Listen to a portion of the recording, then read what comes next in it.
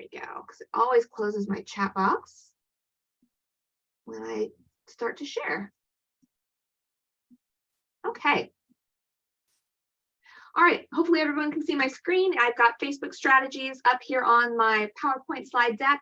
I've got my chat box open if you've got questions, and I've got my video going so I can see all of you that are participating here. So we'll get started. We're going to do Facebook strategies and Facebook marketing today. I list this with SCORE as kind of an intermediate class. I will cover some of the basics with like key terminology and things that you'll need to know, mostly because I'll be using those terms as we go throughout the entire workshop. So I want to make sure that we're all speaking the same language. We'll talk about best practices, acting as a business, the ads manager, and the insights tool.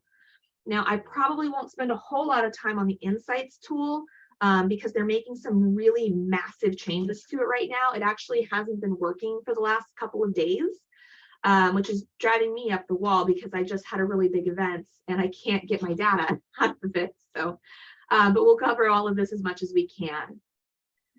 Before we begin, I have to do my little bit of housekeeping. I am not a SCORE mentor, which means outside of this virtual classroom, my services are fee-based. I can give additional training or help you with your social media. I will let you know though, I'm pregnant, which is super exciting, and I'm due in October. So I'm not taking new clients right now because I don't have the ability to promise that I can continue to help you. If you need something that's like a one-time training, you want me to sit down and go through your Facebook account with you, that I can fit you in for. But if you wanted me to like start a monthly management program, I'm not taking anybody new right now, but definitely reach out if you're interested because we can certainly talk about it after October. And then if you'd like to purchase the slide deck, I know some people really like having that PDF with everything in it. I'm going to put the link in the chat. You can also just email me. Oh, thank you, Barry. You can email me. I'm going to put it in the chat as well. It's Lacey@chickadita.com. The slide deck that I have available for sale, I didn't update. I made some changes to it today. So if you want to get the newest version, they're tiny updates. But absolutely, just email me and I can get you that slide deck. It's only $10. I can do PayPal or whatever, and that'll be just fine. Okay, my mission today, Facebook Bootcamp. And I love questions, so please feel free to interject at any time. Use that chat box. I've got it open right where I can see it. I do try to take breaks and let you ask questions if you'd rather ask them rather than use the chat. But this workshop's kind of small as far as time goes, so I try to just keep moving. So if you put them in the chat, I'll make sure I stop and get your question answered. And Randy's great. If I miss something, he always lets me know. So about me. I'm an expert in the field of dynamic media use and marketing. That includes things like social presence and collaborative knowledge construction. I have a master's degree in instructional design and educational technology, which basically means I love the process of learning. And my specialty just happens to be with social media and search engine optimization. I've done everything from startups and nonprofits to global corporations. And I've been doing this for a long time. So I mean, I've just been doing these workshops alone for almost 10 years. So I've been doing this for a bit. My objectives, I want to make your time on Facebook count. I know that is the biggest frustration for small business owners, right? Everybody tells you be on Facebook, be on social, but what are you getting out of it? We want to convert your time spent into traffic, sales, leads, and phone calls. So we're going to talk about the parts of Facebook, how to act like a business in a social world, right? Because Facebook is a social platform. We'll map the structure a little bit of how a post goes viral, and we'll talk about some message crafting to further your reach. Also, just kind of a side note, this class is going to show you how to manage Facebook from a computer. You can use mobile applications. There are 4 different apps right now, but using it, even if you want to do it from a mobile device, using it from your web browser in your mobile device has more features than the apps. The apps can be very limiting on what they allow you to do. So I'm not a big fan of using the apps. I tend to just use the browser. The new Meta app isn't so bad. It's getting better, but I find them all to be very limiting and restrictive. It's like, I want to do this and I can't, so I just go into the web browser. So up to you how you want to use them and what you're most comfortable with. Certainly the Messenger app is pretty easy and straightforward. So let's take a moment. I'll give you guys a chance to introduce yourselves in the chat box. If you'd like, this is a great networking opportunity. We've got lots of folks here today. You can share who you are, what your business is, but most importantly, let me know why you're here. What do you find hard about Facebook? I can talk about everything and anything with Facebook all day long, but if you let me know what you'd like to learn today, I'll make sure I include that. So I'll give you guys just a second, open up that chat box. Like I said, you're welcome to share who you are in your business if you'd like. You don't have to, but I know it's a lot of people in here like to do the networking.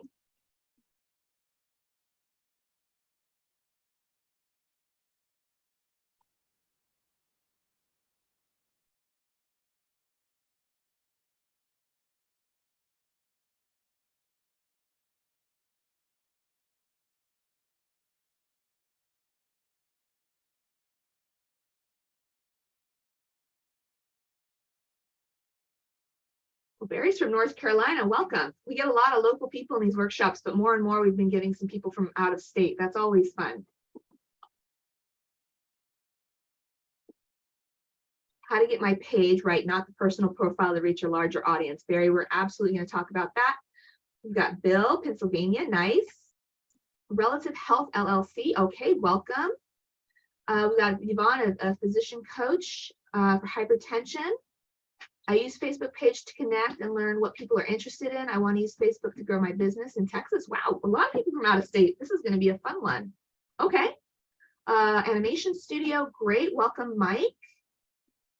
Strategies doing SEO on Facebook for B2B. Okay, Mike, I will try to make sure I cover that. That's not something I normally talk about on Facebook, but I will cover that for you. Jeff in Dallas, another one. Wow. Consultancy for nonprofits. Would like to know more about Facebook and how I need to integrate this into my marketing plan. Perfect. Claudia, welcome. San Luis Obispo, there we go. Somebody's local here. I feel comfortable using Facebook, but this is my first time doing it for a business. Perfect. Ads manager, yes, we'll talk about that for sure. Thousand Oaks, welcome. Facebook to sell my book. Perfect. And some of the terminology is really confusing, especially how to fine tune your audience. I find it not intuitive at all. And I'm in Central California. Welcome, Joy. Okay, yeah, the terminology can be very confusing. Are you specifically having trouble, Joy, with the ads terminology or just kind of the terminology in general? When you say fine tune your audience, it makes me think ads. But welcome, everybody. We've got lots of folks here today. And I am going to start with terminology. So that works. Ad terminology. Perfect. That's kind of what I thought. I'm going to start with basic terminology for the Facebook parts and pages and pieces, because as I go through this workshop, these are words I'm going to be using, and I just want to make sure we're all speaking the same language. So let's dive in. So you have your profile, and then you have your business page, which somebody in here had already pointed out, right? The profile is the human account. The page is the business. Right? It's actually a violation of Facebook's terms of service to use a profile for a business. So a profile should always and only be a human entity. It's for friends and family. You talk about your kids, your dog, whatever. Your profile can be hidden with privacy settings. I get this question a lot in these workshops, because if you're managing a page, you may not want people to come back into your profile and see those pictures of your kids and your dog, right? You can lock it down. Mine is. I manage lots and lots of pages on Facebook. I keep my profile pretty tight knit. People can still find me because I understand that they might need to, but I don't allow people to have visibility into my life through my profile. I also don't go into the page and make it public. That's a feature that's an option. I could go into my business page. Nonprofits like to do this and say, these are the people who are managing this page in case you want to reach out to someone, right? But that puts you in this awkward position with your business where people can then get into your profile. So up to you. I don't ever recommend it, but it is available. The only other real big key difference between the profile and the page is how they interact with groups, because groups here are a kind of a 50-50 split at the moment. So when groups were first created, you could only join a group as a profile, as a human. But they've now unlocked that so that you can create a group that allows business pages to come in too. The difference there is that if it's an older group, the admin of the group would have to turn that feature on. A lot of people just simply don't know it exists. So you'll find that there are lots of groups out there that only allow profiles to come and interact in them. And that becomes kind of up to you. You can still make your profile secure and private and interact in a group. People just can't come in and see those pictures of your family, right? But they can still message you and reach out. So it just becomes where your comfort level is. And a lot of people really push groups as far as social marketing strategies go, because they say, everyone likes to say, groups have better visibility. That isn't really true. The difference is that if somebody favorites a group, that gives them better visibility. But groups, what you have to keep in mind is that all participants are content creators, and the groups are really centered around a topic. So for example, we had somebody in here that said they wanted to sell a book.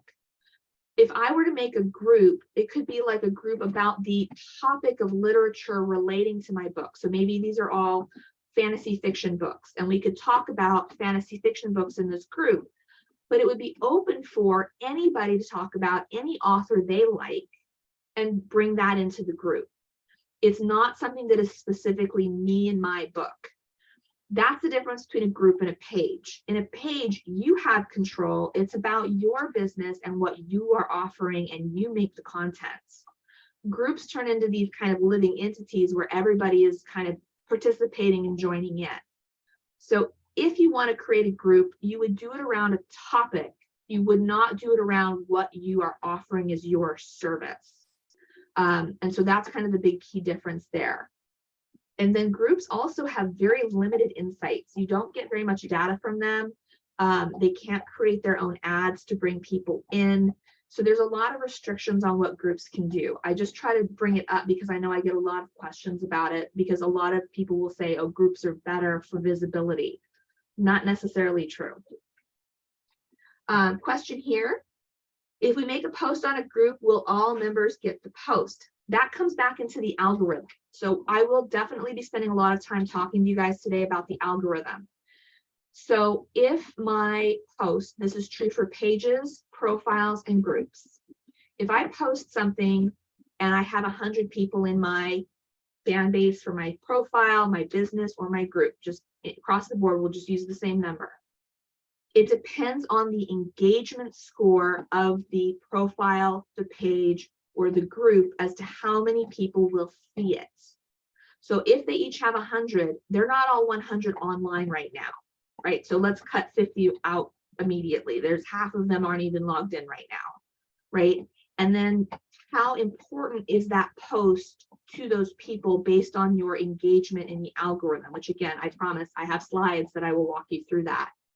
All of that determines if it goes to 3 people or 30 people or 50 people, right? And it just comes down to the algorithm. It works the same for profiles, pages, and groups. And that's why it's really a myth when people say, oh, groups have better visibility. Not true. If they have the same algorithm, the difference is that with a group, I can flag it as a favorite, which means I would get more content from that, right? But if I do, I'm following a page, a business page, all you have to do actually is like some posts, and then you'll teach the algorithm to give you more. So if there's a business that you really like to follow, we'll say SLO SCORE, go to their Facebook page, in their stream where they have all their posts, like the last 4 or 5. Just click the like button on the last 4 or 5. That will teach Facebook that you want more content from them, and they'll give you more content. Same animal as doing the favorite with a group.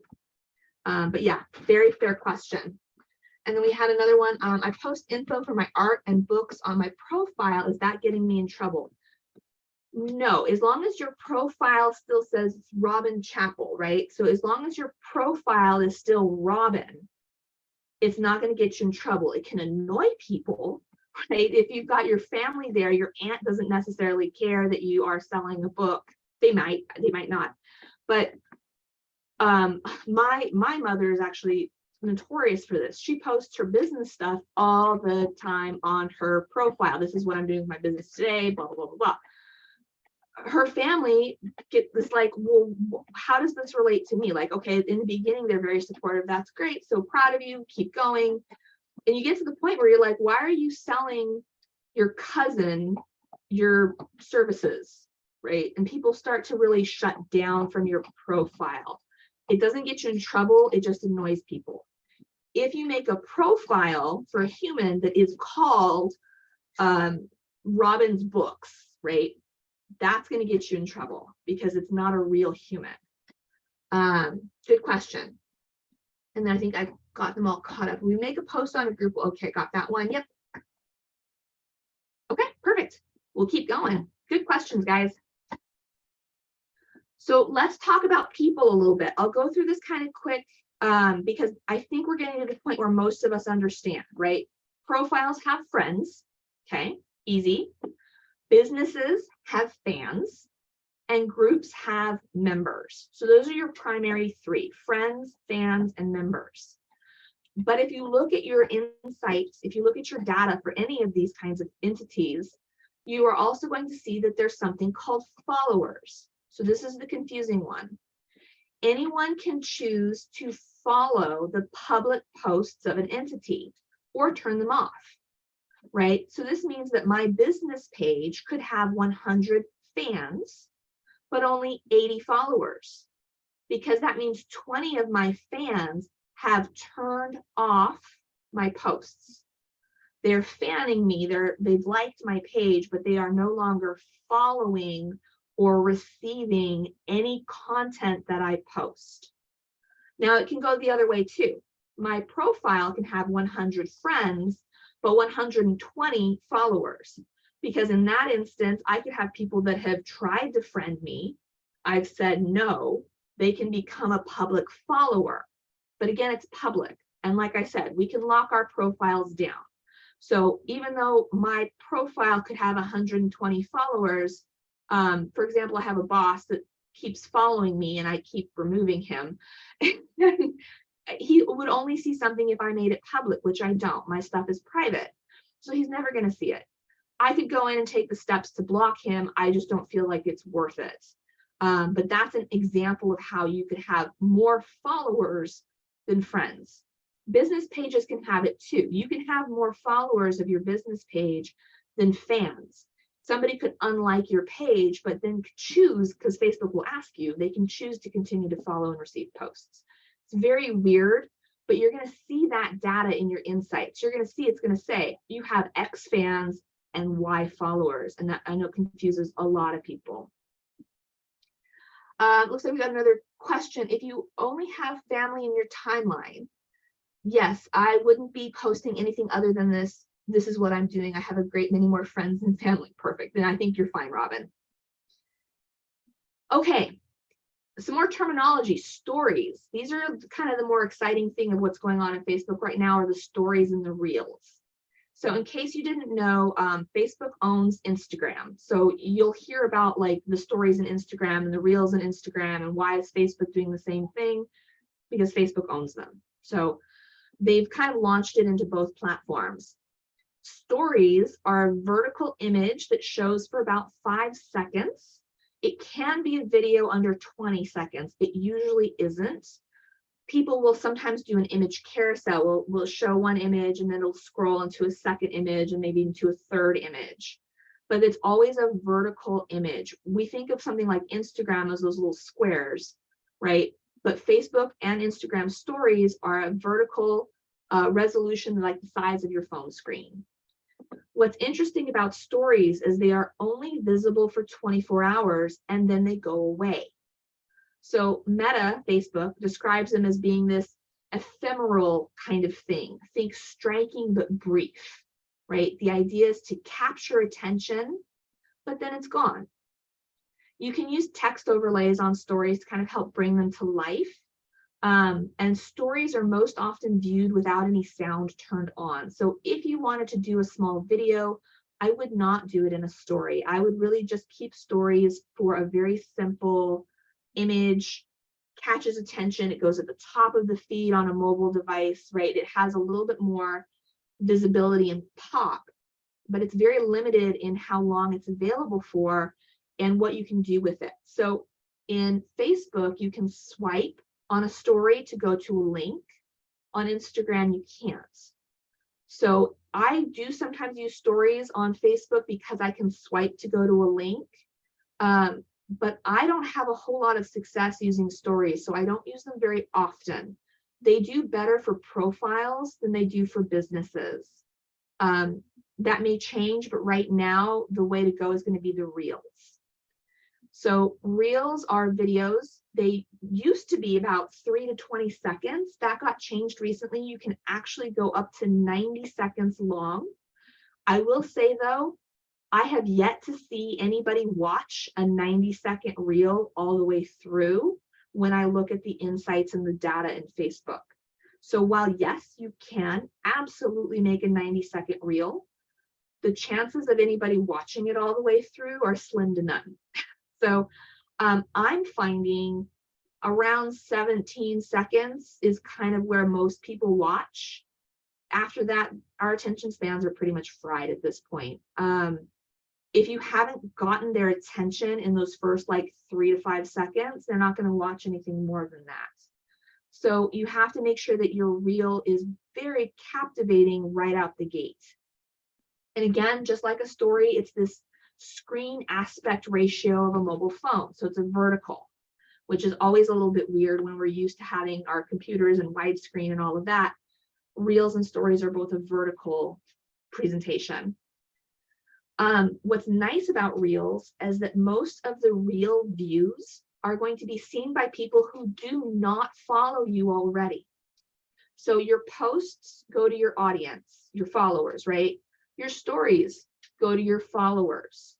Reels can go to followers, of course, but are most often seen by people who are not a follower of you. And so that gives you access to a new audience. And that's really powerful when you're a small business.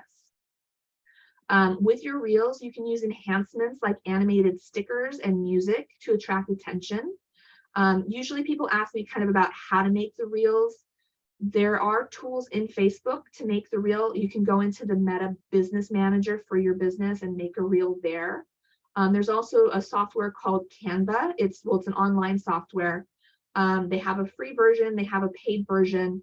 I found that they're a lot easier to use to make reels, just simply because they have more stickers and things like that that just grab attention.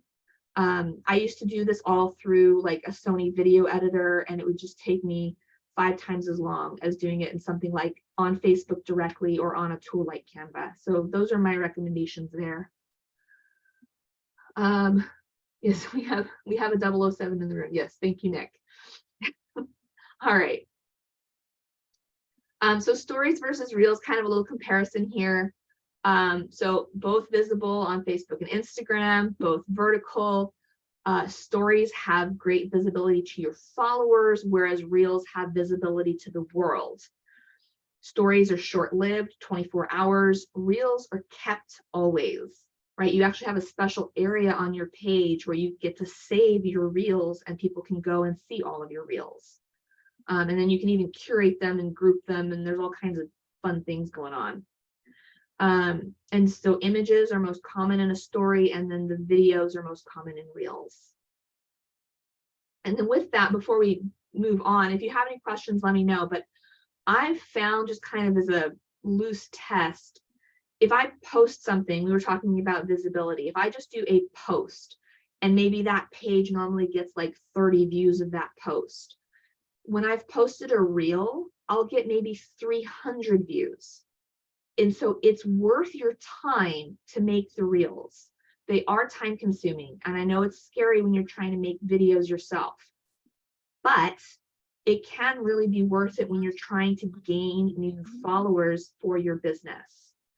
The reels don't have any good kind of return on investment as far as conversions go. It's harder to use a reel and convert that straight into a sale because they don't have the link built in. You can't really put much text there. Usually you only get like a couple of hashtags that you can put on them because the space is really, really limited. But what it does give you is more people will click and follow you off of your reels that weren't already following you, and that can grow your audience. And then you have other ways of converting them, and that's why I like them. They're tedious, they're time consuming. I completely get it. It's one of those, ugh, do I really have to? No, of course not. However, I've been finding that right now Facebook is really promoting them heavily and giving them good visibility, and that's very, very valuable. The other thing you can do is you can take your reel and put it on YouTube as a short. So now you're getting double impact for the same bit of content that you made. And I think that that's a really strong strategy. If you don't know much about YouTube, the SEO and website workshop I do, I talk more about YouTube because YouTube has really strong search engine optimization. And so taking your reels and stuffing them into YouTube is a really, really powerful tool. Reels because of TikTok, yes. With audio, should we have words on the video because many people don't listen? Yes. So if you're going to have audio in a reel, you can put words on the video. It does not necessarily give you much space to do that as far as like in Facebook. You'd essentially have to use something like Canva where you can create overlays of the text for the audio. And that can give you better, ADA compliance. It can help when not as many people use the audio, those kinds of tools. With Reels, more people do turn the audio on, not everybody. It's stories that almost never have the audio turned on.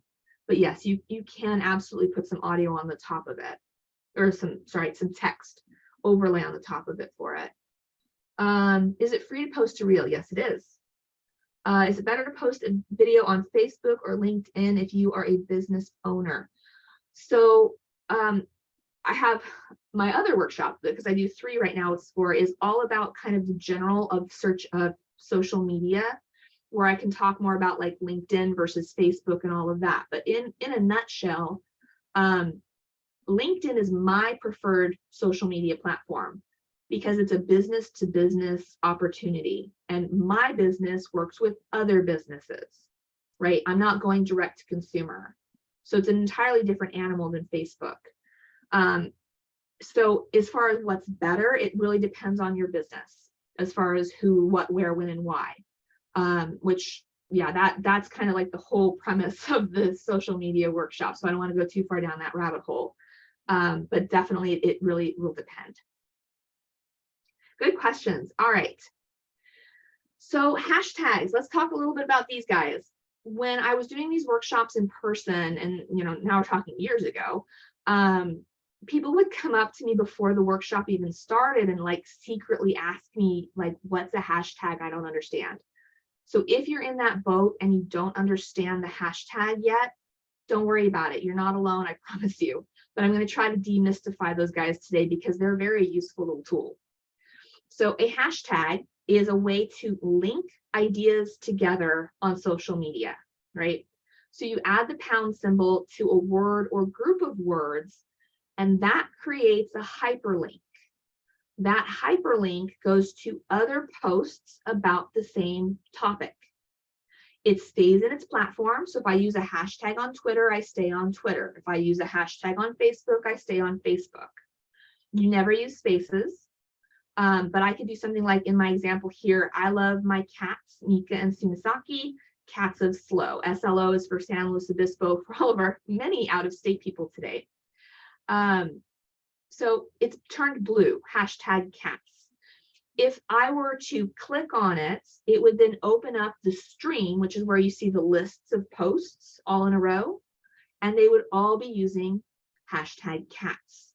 So it was developed by Twitter as a way to create news links. So if I wanted to fill my newspaper, my virtual newspaper on Twitter, with funny cats, and that's all I cared about, I could follow hashtag cats or hashtag funny cats, and my stream would be nothing but funny cats. If I was interested in local news, I could do, for, like I mentioned, San Luis Obispo is usually hashtag SLO.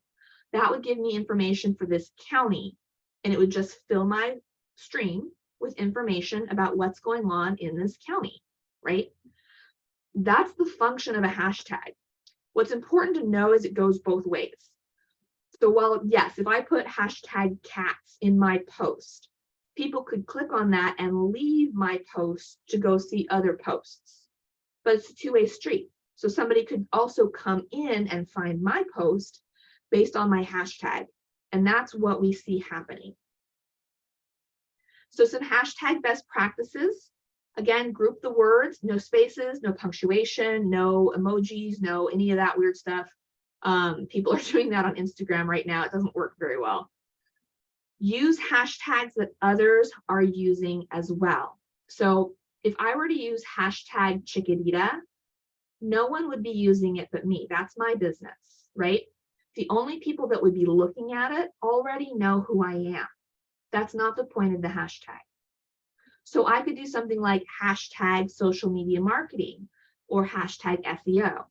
They're both used heavily by others, and I can get new traffic from either one. So the goal is to bring that traffic in. Look for mid-range hashtags. So I already explained that hashtag chiquitita would be too few. Too many would be like hashtag love. It has billions and billions of posts. The moment you post something with hashtag love, there are thousands of new posts on top of it, and no one gets a chance to actually see your post. Also, I don't know if this is still true this year, but last year, I think it was the top influencer of hashtag love was Justin Bieber. So pay attention to where you want to be seen, right? So something that might be just right would be hashtag I love cats.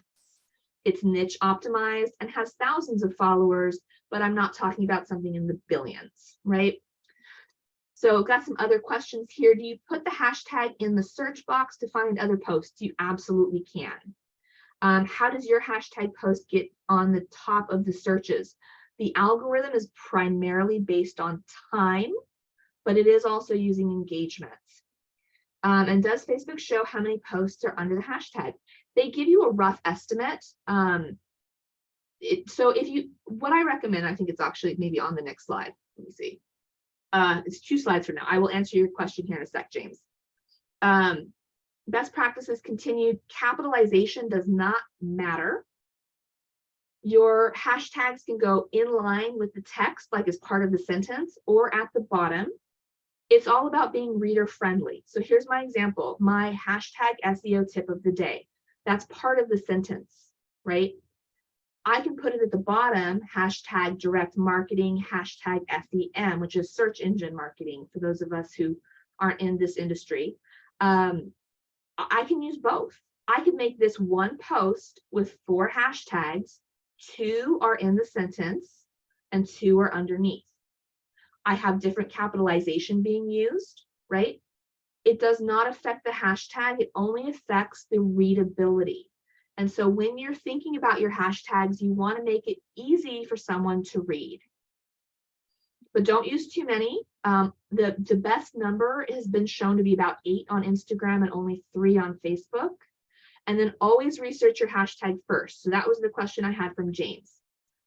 Go into Facebook or Instagram or whatever platform you plan to use and use the search box in the platform and type in your hashtag and see what comes up. Because what you can get sucked into is, it was a picture in my first slide, I worked for a software company that did point of sale. In the industry, it's known as POS. My manager would get really upset with me because I would not use hashtag POS. If you don't know what that term is used for, put that in your search box in Facebook and you will find a lot of really angry posts. It means piece of, not nice word. So people will say something like, this stupid hashtag Apple, hashtag POS is broken and I don't like it and blah, blah, blah, blah, blah. I want nothing to do with that stream, right? I don't want my post to be flooded around angry other posts. So it's always vital that when you're picking your hashtags, that you take a moment and pop them into the search box and research them first. Another good example is hashtag before and after.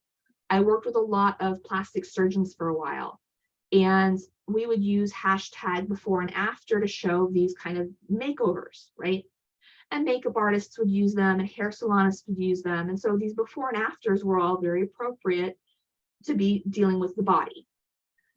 When the housing flipping market started really happening, that got taken over, and hashtag before and after turned into house flipping. And it didn't make sense to have house, mommy makeover surgery, house, hair product, et cetera, et cetera. It just didn't fit, right? And so you have to pay attention to how the hashtag is being used. You don't get to dictate that. That's kind of done by the globe and the users that are surrounding the hashtags.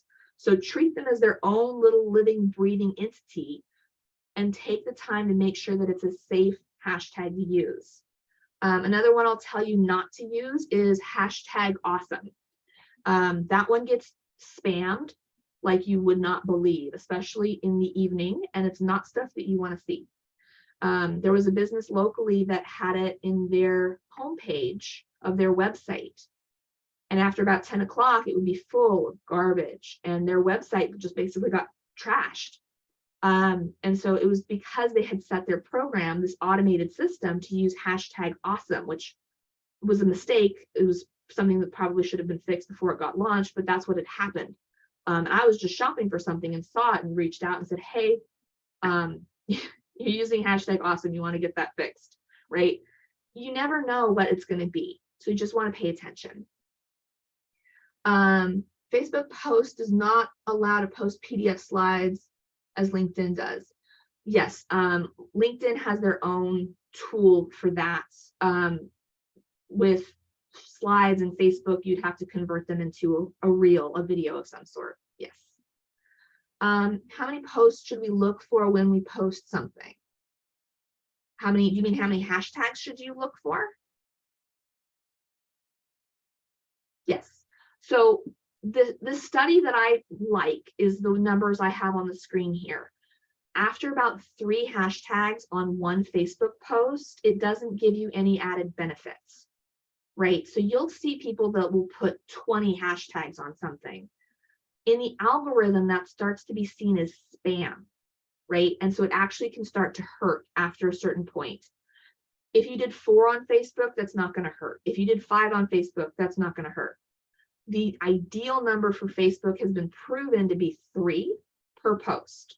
So what I do is I just rotate them. So I have a spreadsheet for each one of my clients, and it has my favorite hashtags that I use for them, that I've researched, that I know what the volume is. Because somebody had asked that earlier, if you put it in the search box, Facebook and Instagram, and I think Twitter does too, give you an idea of how many posts within the last 30 days have been made with that hashtag.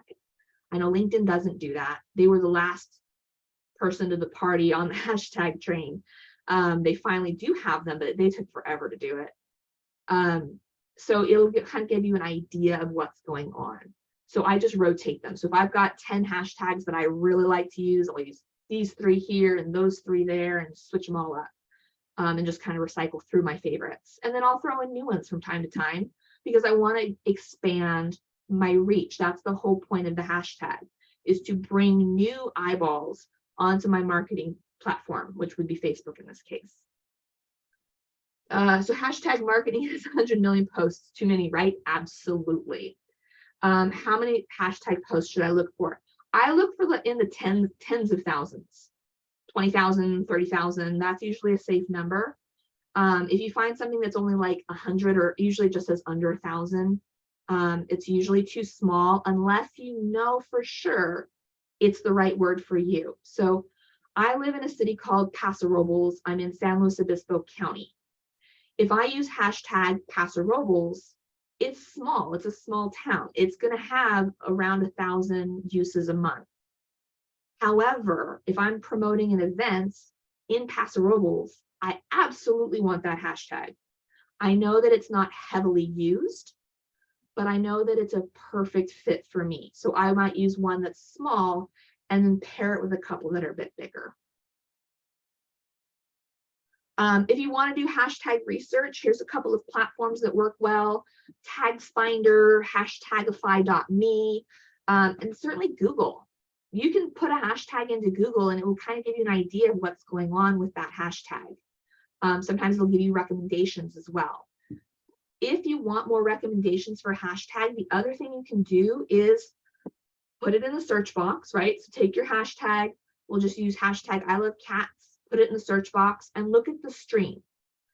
The top 3 or 4 posts, what other hashtags are those people using? They're a hyperlink. You can click on them, right? And then it'll show you more. And so then you can just look and see, okay, if I'm using hashtag I love cats, but this person is using hashtag kittens of Instagram, do I want to use that? Click on it and see. And so you can spend 10 or 15 minutes researching your hashtag on Facebook just by hopping through other people's posts and kind of getting a feel for what they're using and what you would also like to be using.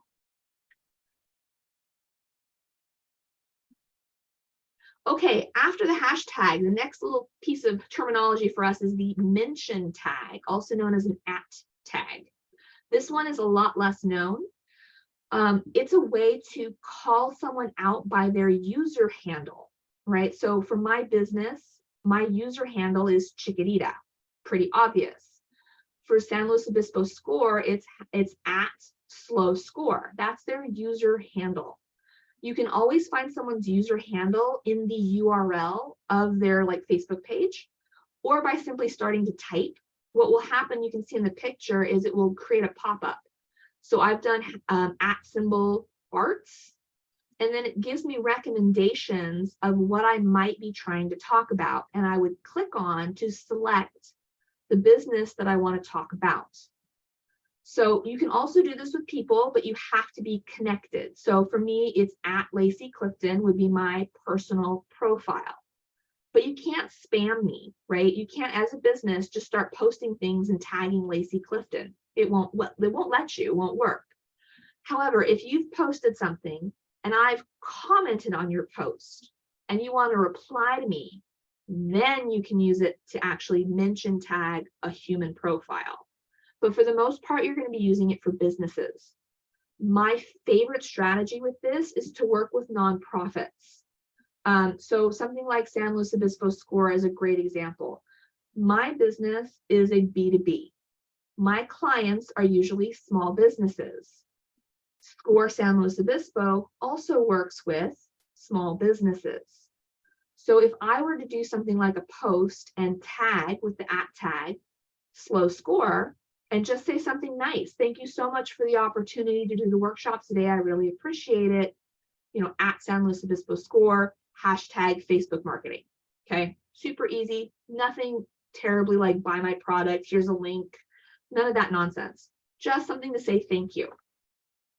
If Score were to click like on that post, which most likely they would, when you say thank you, people tend to click the like button, right? When Score does that, Score's followers see my post. So now I've gone outside of my audience and into Score's audience. And I know that Score's audience are my target demographic, right? Now, you won't see me doing this because I say this example in every single workshop, and I'm sure Score knows if I were to try to do this, that's exactly what I was doing. But the reality is that you can do this with any nonprofit that you feel compelled to give promotion to, right? Because I'm also showing my fans Score. So a good example might be an animal shelter. Okay, if I have a roofing business, I could share the pet of the week from the local animal shelter and just say, oh, I'm so happy. Our local one here is called Woods. I'm so happy Woods has this adorable dog up for adoption. I hope it finds a home soon, right? Thank you @Woods Humane Society. They click like, thank you for the post, et cetera, et cetera. They have thousands of followers. Those followers see my roofing company talking about their dogs. If I do this a few times, those fans start to know who I am. And the next time one of those people who loves dogs, who likely owns a home because so many rentals don't allow dogs, right? They need a new roof. Who's the first business they're going to think of when they need a new roof? They're going to think of my business because I'm the roofing guy who likes dogs too, right? And that's kind of why this becomes a super secret ninja tactic. Never abuse it, right? Always say nice things, say thank you, I like to participate, whatever. Don't go and tag the animal shelter and say, hey, you guys should come buy a new roof from me. They're going to block it, they're going to delete it, and you will never be able to do that again. So respectfully use this, but it's a really good tool to use. Looks like I had another question. So hashtag is more for topics and @ is for personal call outs. That's correct. I think you're giving me my transition. Thank you, Jeff. The hashtag and the mention tag both create a hyperlink. The difference is that the hashtag is a topic and the mention tag is a profile, right? A business page, a human profile. So you're going to be mention tagging an entity. A hashtag is a topic. The hashtag brings in traffic based on search. The mention tag only works if the user engages. If they click like, if they say thank you in a comment, they have to click before it will go to their audience. That's a protection from spam, which is a very smart one to have. But if you are talking about someone locally that you know, or a business where you're promoting their animal shelter, they're going to click like and say thank you. And then you now have access to have visibility in front of their audience as well. Okay, engagement. So we started talking a little bit about insights because there were some questions earlier about that. The biggest takeaway I want you to have from this workshop is engagement above all else, period. Clicks, comments, likes, and shares are all considered an engagement. Engagement is more important than the quantity of fans and followers that your business has. Okay, perfect example. I worked with a dermatologist. She'd had a couple of other marketing companies.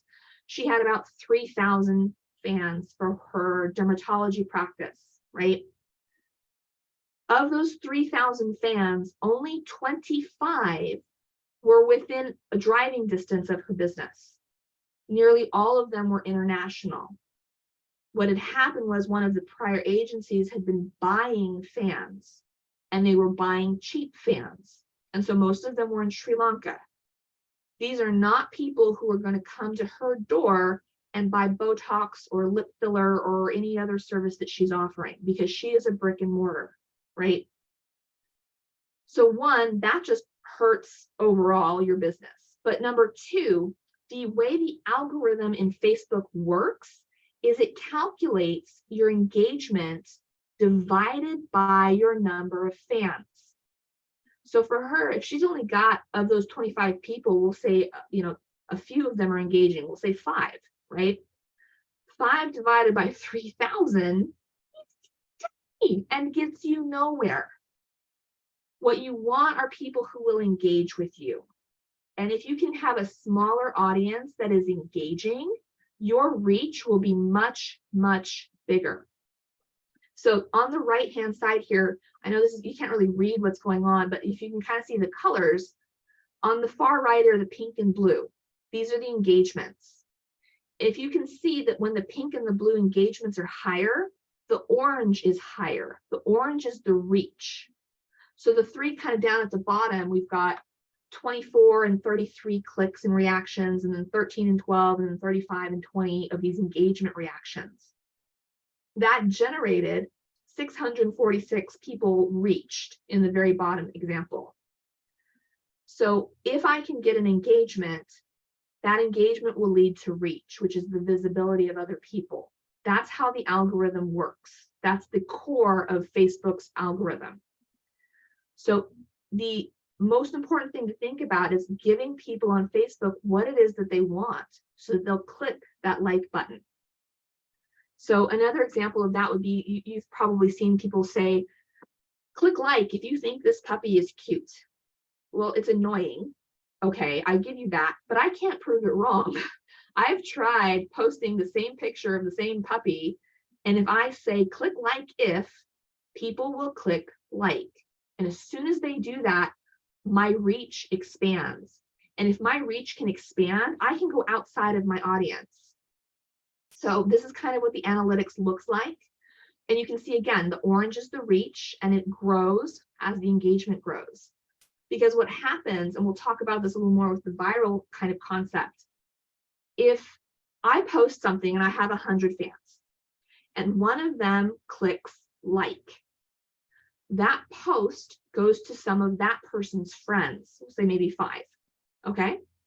And then if I have another person who clicks in comments and leaves a comment for me, it goes to some of their friends, we'll say maybe 10. So there's 15 more people that my post has reached that are not my audience already. They're new, they haven't seen me before.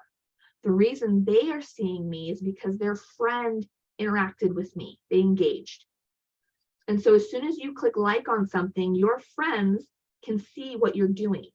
So take that as a kind of a warning as well. You know, we all know that Facebook sees and does and knows everything we're doing. But if you went to a Facebook page that said, you know, I like kicking puppies, and you click like, your friends are going to see that you liked a page about kicking puppies, right? It's not private on Facebook. A lot of that information gets disseminated and spread to your friends and family.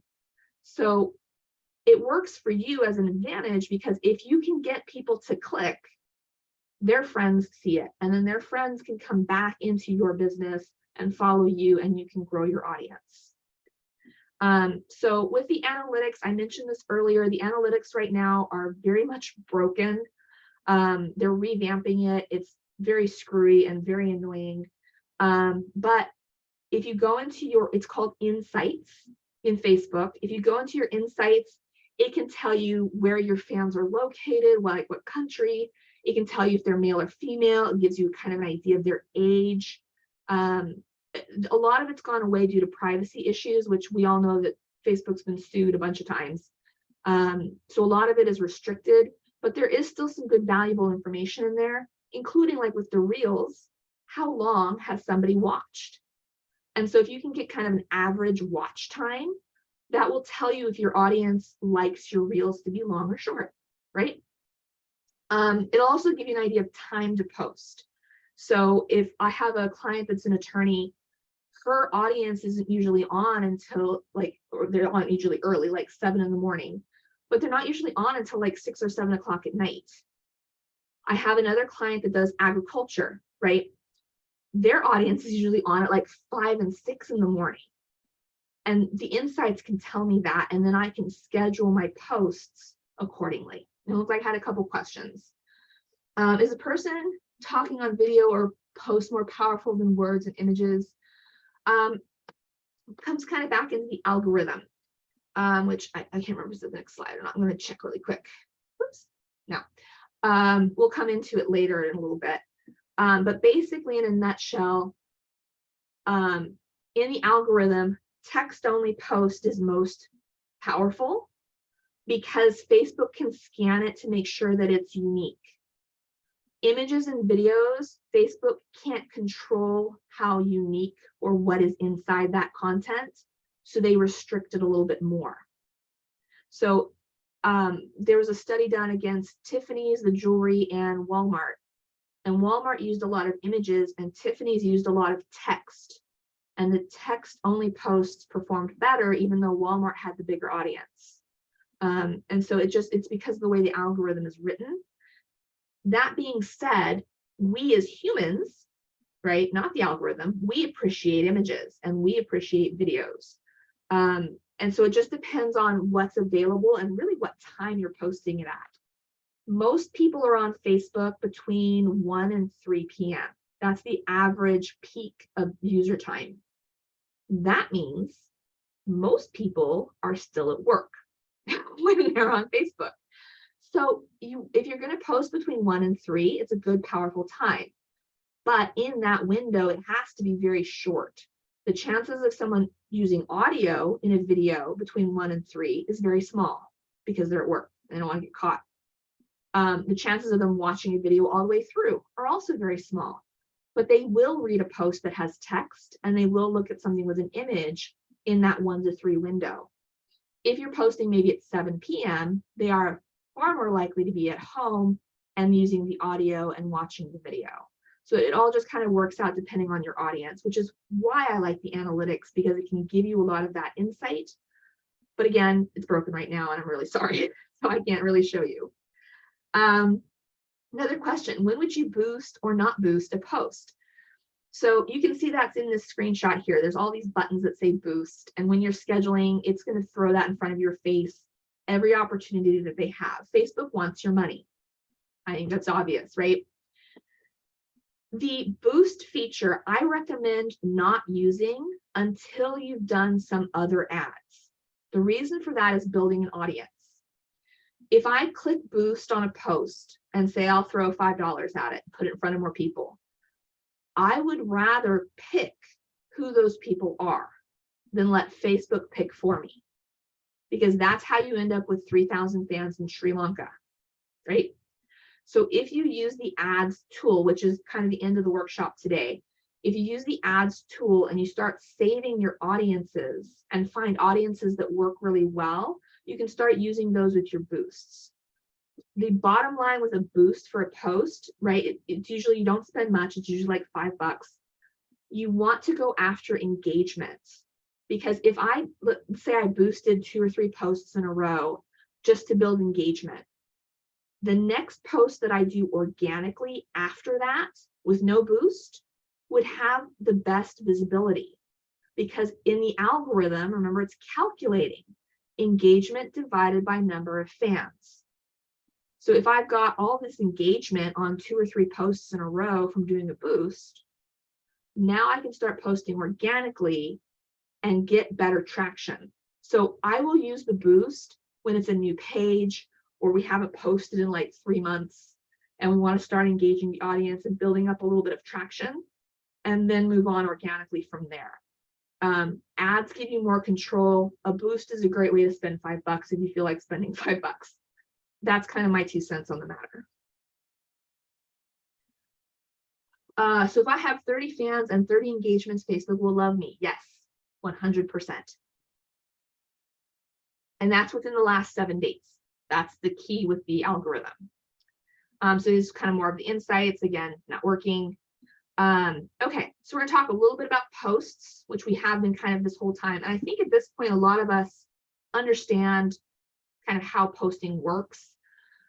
You want to have a catchy intro, only around 200 characters, use a couple of hashtags, call to action. I talked about this earlier. Click like if, right? Tell them what you want them to do. Leave a comment, share, etc. That helps engage and get more engagement for you. But also, we're very passive when we're on social media. We tend to just kind of scroll through.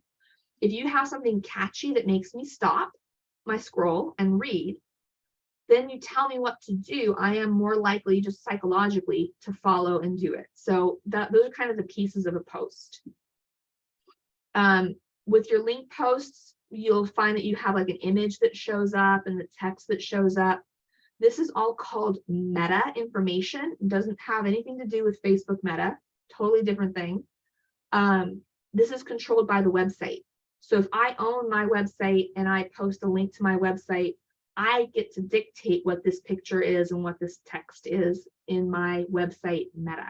So that's, if you don't know anything about that, the SEO and website workshop that I do, I talk a lot more about that. But the bottom line for a post in Facebook is you can paste the link, let it populate all this fun stuff, and then delete the link and put your text. This big picture of the cat is completely clickable, as is the text underneath. So I don't need to have this big long link taking up my 200 characters in my post. So when I post, we'll put the link, let it populate, delete the link, and put in my text with my hashtags and all of that, and then post it.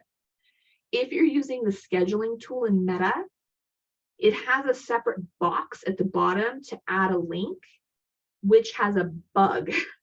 The first time you put the link in, it won't work. You'll put it in, you'll save it, it's nothing. You put it in a second time, you save it, and it comes right up. And it drives me crazy. I have to do every link twice when I use Meta. You can still do it the way I have it on the screen and just post it in the box and go back and delete it. The thing that Meta has built is supposed to bypass and shorten all of this, but it doesn't work right now. I'm hoping it'll be fixed soon. Scheduling. So you have to use Meta Business Suite in order to schedule your posts. You can only now schedule, I believe it's 29 days out, which I hate them for. It used to be 90 days, then it was 60 days, and now it's 29 days. And I think that they absolutely suck for that. So, but you can schedule your posts. So if you've done your audience analysis and you know that people are posting or showing up, sorry, at 7 o'clock or 6 o'clock in the morning, and you don't want to be on your computer at 6 o'clock in the morning posting, use the scheduling tool that is built into Facebook. If you have Instagram, it can also go there. It can also post into groups now, which is new, and I've been kind of playing with it. But only groups that you participate in through your business page. It does not do anything for your profile. But for scheduling from a business page, if the business page is in a group, you can then schedule into the group, which is really kind of cool.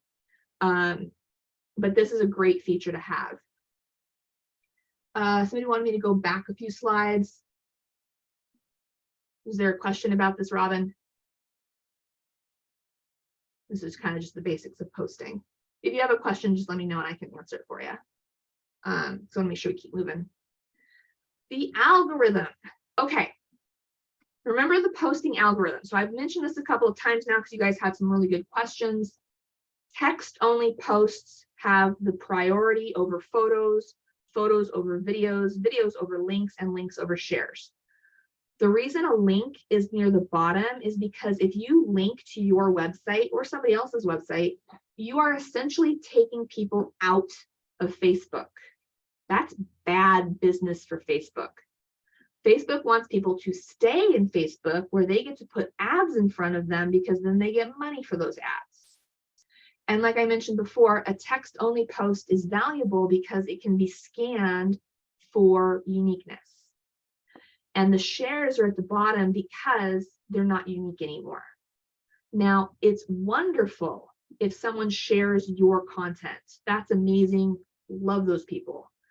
You don't want to be sharing other people's content onto your page and then expecting it to have good traction. It won't. So this is kind of the basics of the posting algorithm. And with that, I talked also about this already, kind of going viral. If I post something and my fan shares that post and it goes to their friend here or their friend there, their friend sees my post, their friend sees my post, this friend sees my post, that's the effect that we call going viral. And all of it's going to come out from engagements. So it's really, again, important. Like I said, that's kind of your big thing of the day. The engagement score is more important than really anything else.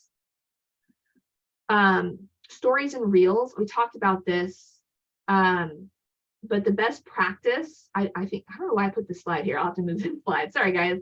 The best practice is to post 3 stories a day is what people are finding in studies. That really is more for Instagram than anything, because remember, one story lives for 24 hours. And so if you were trying to use stories as a tactic, not my favorite tactic, but you could be posting multiple times. Yeah, we've talked about all of this. Does Facebook like links to other Facebook pages? Yes, because it keeps people in Facebook. Yep, absolutely. Facebook wants video uploaded to Facebook and not on YouTube, correct? That one's a love-hate relationship, yes. You can post the same video on Facebook and on YouTube. Facebook would prefer that you upload your video into Facebook because Facebook doesn't like Google and therefore won't give YouTube traffic. That's considered an outside link. People still do it all the time. YouTube is a very powerful engine, but if you were asking Facebook's preference, yes, Facebook would prefer you to do it through them and not use somebody else. Which reminds me, somebody had asked earlier when we first started talking about search engine optimization in Facebook. With all of your posts and all of your content, I mentioned that love-hate relationship. Google does not like Facebook, and Facebook does not like Google. Google owns YouTube, okay? Because of this, the content that I put in my posts on Facebook are not crawled by Google, therefore do not have true search engine optimization or SEO. Now, my page has been crawled by Google and my page can be found by Google, but posts, individual posts, are not part of anything external with like Google or a search crawl. They can come up in a Facebook search by using the Facebook search bar, but people are more likely to search a hashtag than any other kind of keyword. So SEO on Facebook is kind of a fizzle out situation. It doesn't work very well. But somebody had asked that earlier. I want to make sure I answered that while I was thinking about it. Okay, we're going to run out of time. Sorry, guys. Lots of good questions. I love it. Let me give you a break. I'll just give you just a couple minutes if you need to get up and fill your water. It's 12:41 here, so I'll just start us back up at 12:43. I really will just give us a quick 2-minute break, grab some water. If you have a question, pop it in the chat. I will be able to answer that while I'm getting some water too.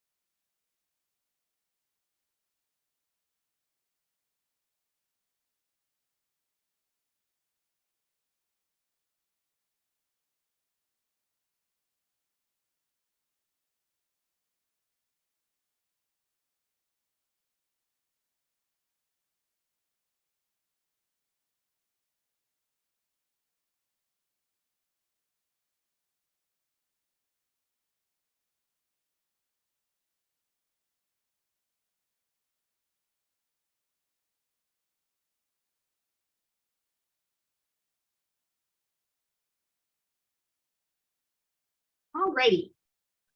Hope that was enough time to refill your water cups. I want to make sure that we've got some time. Frequently, there's another workshop scheduled right after mine, so I try to make sure that I end us on time and still kind of leave room for some questions. And I know a lot of you are here to learn about ads, so we're going to just kind of push into those. So here's just a good example about reach and engagements. So this is a post on a page that had 14 followers, brand new page. This one picture was did reach 440 people. So the way that happened is kind of a few pieces. One, hashtag kitten, right? And it's a cute kitten.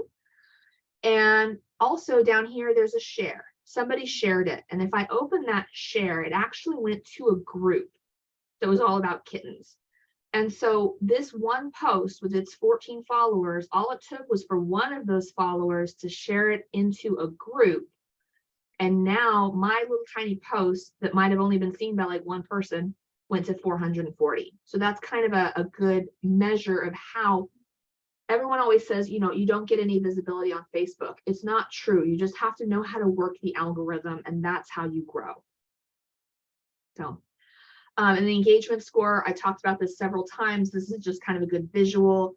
It's the number of engagements for the last 7 days divided by the number of fans, period. And then we've talked really about all of this, so I'm just going to skip through here because I know we want to do ads and such.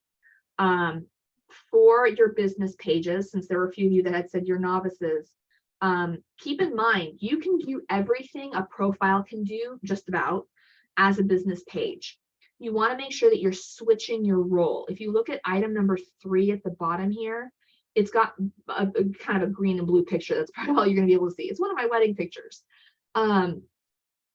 If I click on that, it's going to ask me if I want to change my role from my profile and jump into one of my business accounts. Once I do that, I can then go onto somebody else's business page and leave a comment, or a group and leave a comment. If you don't believe me, you can go into SCORE or my Facebook page. And I'll put those links back in for everybody because I know I shared them much earlier. You can go into our Facebook page and look at a comment, or try to leave a comment on something we've posted.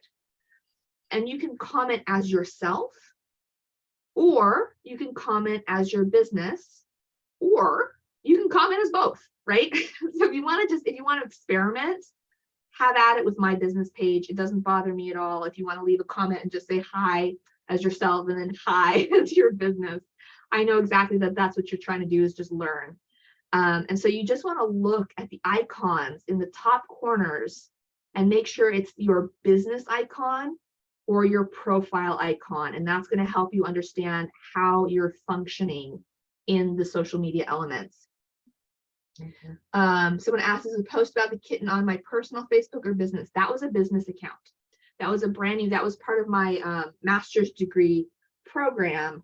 I was developing a simulator to teach kitten bottle feeding. And so I created a little page as part of that. But yeah, that was a page and not a profile. Okay. So, and with that, you can also like other pages as a business. You would go into the little ellipsis button, which is the more button, and it'll ask you if you want to like as your page. So you can go to SCORE or my Facebook page and like it as yourself, and or like it as your business. You can do it both.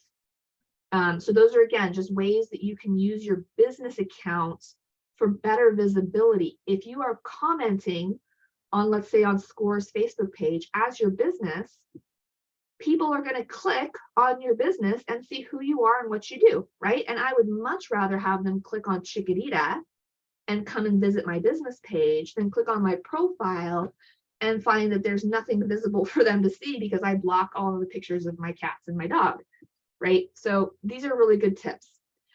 All right, so ads. Our last little bit of time here. Why I love Facebook ads. I'll keep this really brief. The biggest question I get in these workshops is why Facebook ads are better than Google ads. And that comes down to cost as probably the biggest piece. And also, we tell Facebook everything, right? As soon as a girl gets engaged, the first thing she does is go on Facebook and update her relationship status from in a relationship or single or whatever she had to engage. Like, she does that, and Facebook can record the moment that happens, right? So if I were, let's say, a photographer that does wedding images, I could create an ad for women who got engaged within the last 6 months, within 25-mile radius of me, who like cats, right? I could break it down to whatever I want. When I was doing these workshops with some of the mentors, one of the ladies would talk about selling oatmeal. That was a lot of her examples. So I could create an ad and target women 25 to 40 with children in a 25-mile radius who like jogging, who make online purchases, and I could even go so far as to say who like the page Quaker Oatmeal. Now, that last one is getting really hard to do because of the privacy situation that's going on with all the lawsuits and all that fun stuff. But it's still possible for some business pages if they're big enough. Quaker Oatmeal would be big enough. And so I can just laser focus my ads through Facebook because we tell Facebook everything we do. Here are the ad types. You have boosting a post, which we talked about, and then you have 3 options for a traditional ad: awareness, consideration, and conversion. And I know these are really complicated, but they have lots of ways to walk you through the process. Of these 3, the one to write down would be consideration, because it has engagements. And that's what we're going to go after all the time. So this is kind of what the Ads Manager account looks like. With your ads account, it's going to hook it up to your human profile. The reason for that is because you're putting in a credit card. And while, yes, businesses can have credit cards, they still have a human name attached to the credit card. So that's just kind of how this whole system works. I have an ads account for my business that lets me go into my clients and manage their ad campaigns for them. But the credit card, if they've uploaded it, is ultimately in their human profile. In some cases, I just do it all myself and then just pass the bill along. But it's a little weird the first time you set it up because it has to go through you as a human. So just keep that in mind. Once you're in, there are a ton of advanced tools, reports, and all kinds of silly things that you can mess with. Start simple. 1, always use a targeted audience. You don't want 3,000 fans in Sri Lanka, unless that's where your business is and what your audience is, and then more power to you. But if you are like a local brick and mortar, you don't want people that are 1,000 miles away, right? Target. Do they like oatmeal? Do they like, did they just get engaged? Do they own a home? Whatever it is you're going after, pick your target and choose it wisely and play with it. You can always edit it and revise it. And then always use a lifetime budget, not daily. If you set a daily budget, Facebook will spend your money for forever. So when I set up an ad, I might say, okay, I'm going to spend 20 bucks. I'm going to spend $100, right? That's my lifetime. Once that $100 is gone, it's gone, we're done. If I set it up with a daily budget, it's going to try to spend $30 a day every day until you cancel it. And it just keeps going and you will spend a lot of money. And then lastly, always use the correct ad type. So that was, like I talked about, conversions. We want engagements. Page likes will get you more fans, especially if you have a new page. It's a good way to go. Getting the first 100 fans can be very, very difficult. But after that, you want engagement to build your engagement score in the algorithm when you're ready to start posting regularly. So this is kind of what it looks like. There's a big green button that says create an ad. It's going to ask you to choose your objective. Again, I told you to walk you through it. Awareness, consideration, conversion. We want engagement, or we want, traffic to our website. Stay away from conversions because this involves a lot of advanced coding. You have to go into your website and teach Facebook what a sale looks like. Don't go down that rabbit hole. You will not be a happy camper. Awareness and reach are really cheap ads. That tends to be like your boost, where I just want it to be seen by 10,000 people and I don't care who those 10,000 people are. We don't want that either. So stick with the engagements. You can, if you wanted to do video views, especially if you wanted something for like YouTube, you could do that here as well. When you've got the engagement, it's going to ask you to name your campaign and then your ad set and then your ad itself. You can give it the same name all 3 times. It's just the way they have this filtered. That turns into more of the advanced pieces like testing one ad against another, which a lot of us are not going to be doing. So just go ahead and give it a quick, easy name. It's going to default. If I say post engagement, it's going to call it engagement. That won't help you when you want to look at it 6 months from now. So say what it is you're trying to do. New page likes for kittens, whatever your campaign is going to be about. And then you get into the fun part, which is the audience. Spend the most time here. Build audiences and then save them. There will be a stat size on the right-hand side, which is this little red, green, yellow bar. it'll give you an idea of how many people are in your audience based on your selections. So in this case, it's 140 million people. That's a really big pool. I'll want to refine that some more based on my budget. If I'm only spending $100, I'm never going to come close to reaching 140 million people. A good spend for an ad is about 50 cents a click, which really isn't bad. On Google, you can be spending $20 on a click and spending that all day long. So Facebook can be a lot cheaper. Getting a new fan or follower to your page is usually more like $1.50 per person, depending on what your requirements are. If you start going into like their financial records, because maybe your business is a bank, those become more expensive. There's also a nonprofit I work with, and they do an event that's over 21. Once I start getting into kind of like, because they do alcohol sales as part of the event. Once I start getting into that, it becomes a little bit more expensive as well, because I'm really starting to lock down who is and is not fit. So the more you refine it, the more expensive it can be. But a lot of that just simply comes from competition, right? So if I pick people who make over $100,000 a year, and that's my demographic, a lot of other people are looking for those people too. And so I'm competing against these other businesses in what I'm spending per click. And that's true on any ad platform, Google or any of them. So take the time to go through and select everything that you want to be using. So it'll ask you about your demographics. You have two options. You can browse, or you can just start typing stuff in. Play with it. Start typing stuff in and see what comes up. If I start typing in wine, right? I live in wine country.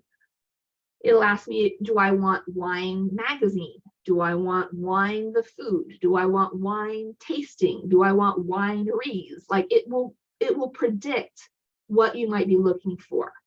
And so start clicking on things and building your audience size over here on the right.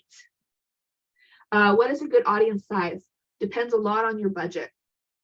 If you have a very small audience, it will be more expensive. So if I refined my audience down to say 1,000 people, because I wanted, we'll go back to the first example here, I wanted all of this, right? I want people who only fit all of these boxes. So now my audience, let's say, is only 1,000 people. Those people are going to be more expensive because they're harder to reach when there's only 1,000. If I had 30,000, it's going to be less expensive because there's more options as to who is on and when, where, what time. So I would look for usually around 30,000. If it's a bigger spend, if I've got maybe $500 to spend, I could go up to 100,000 people in my audience, or I could stick with my 30,000 and let it hit them more times, which I have better luck with as far as conversions go. So if I'm trying to actually sell something, I want a smaller audience and I want to hit them more times. If I'm trying to get a new page, a bigger audience can be really beneficial for that. So if I had 100,000 people, because then not everybody's going to like me, but of those 100,000 people, I have a better chance of grabbing more new fans. So, all right, guys, any questions? I know I kind of ran through our ads quickly. We had so many other good questions today. What can I answer for you in our last few minutes? And if you have to run, I will at least say, remember that SCORE is going to send you a survey. Do please take a moment to fill that out. I don't get to see them, but I'm a guest of SCORE, and the only reason I can continue to be a guest of SCORE is because you guys say nice things about me, and I really appreciate that. I put up a link if you want to leave a review for me. That would really help me out. It's a Google review. Super easy to just hop on and leave 5 stars. If you want to leave a comment, you can do that too. That helps me out. I appreciate it. I do these workshops. I do one a month. There's going to be a gap. Like I mentioned at the beginning of the workshop, I'm pregnant. Super excited, first baby, but there's going to be a gap. So I will be back when I can. But I can stay for a few more minutes. If you have questions, I would love to answer them for you. If you want to unmute, you can use the chat. Thank you, everybody, so much. I don't have one specifically on LinkedIn. I charge for that one. I don't do that one through SCORE. But my general social media one does cover LinkedIn. And if you ask me questions in that workshop about LinkedIn, I promise I will answer them because it's my favorite platform. So it's a good one to get some free help on. So I'm glad that was super helpful. Are there any questions that I can answer for you guys today? Lacey? Yes. Quick question. I'm a past workshop chairman in Ventura, and Yes. I just wrote a book that's considered one of it's year. I'll send you a copy. Do you have an email address that we can send to, or is that private? Randy, were you able to understand him? It completely chopped up on me. No, yeah, myself also, but I think he wants to send you a book. I'm a past workshop chairman from Ventura, and I'm like a really popular speaker down here. And I wrote a book that just won. It's a finalist for Best Business Book of the Year from Publishers Weekly, and it's just getting. I just did a TED Talk on it, in fact, and I wanted to send you a copy. You're just awesome, awesome, awesome. I have to say that. Yeah, James, I put my email in the chat. Absolutely, just shoot me an email. I can give you my information. I have a PO box. It's on my website, but you'd have to like find it. But I can also put my PO box here. That's fine. Okay, awesome, and congratulations. Thank you, Mommy. Gonna be right. Not much longer, which is scary. And I just want to be a boy or girl. Girl, gonna be a little girl. We're gonna name her Liliana. It's gonna be super cute. All the women in my family are L's, so I had to come up with an L name.